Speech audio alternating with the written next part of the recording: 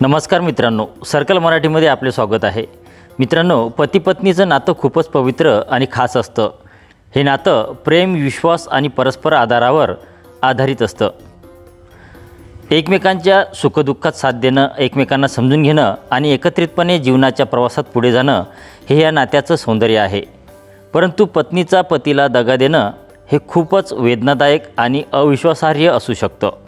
अशा परिस्थितीत अनेकांचे संसार उद्ध्वस्त होतात आणि जे नाही पाहिजे ते घडून जातंय। अशातच आता सोशल मीडियावर एका महिलेचा व्हिडिओ प्रचंड व्हायरल होत आहे।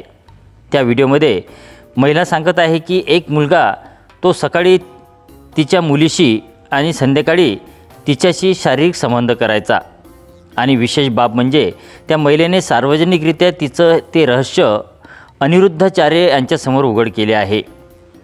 सोशल मीडियावर तो व्हिडिओ व्हायरल होत आहे। त्या व्हिडिओमध्ये एक महिला अनिरुद्ध चार्यासमोर धक्कादायक खुलासे करत आहे।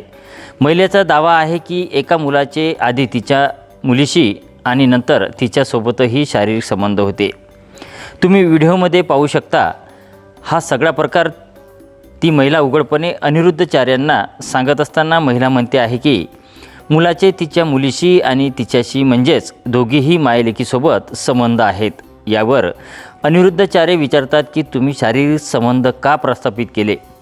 महिलेने उत्तर दिले की तिचा नवरा तुरुंगात आहे, त्यामुळे त्यांचे शारीरिक संबंध आहेत। त्यावर अनिरुद्ध चार्य त्या महिलेला म्हणतात, तुझा पती तुरुंगात गेला म्हणून परपुरुषाशी शारीरिक संबंध ठेवणे चांगले आहे का।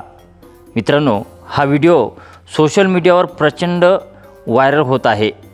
कोई एक लड़का था, वो मेरे से भी रिलेशन में रहता था और मेरी लड़की से भी। वो लड़के से आपने संबंध क्यों बना लिए? मैं बता तो रही हूँ, मेरे पति जो जेल में चले गए थे। अरे जेल चला जाएगा पति तो पत्नी दूसरे संबंध बना लेगी।